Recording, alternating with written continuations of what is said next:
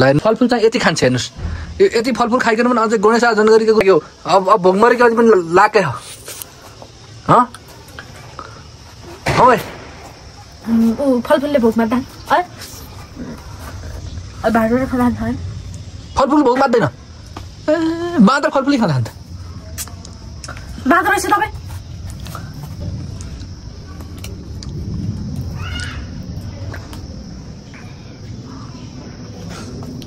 बाँदर त बाफ्रे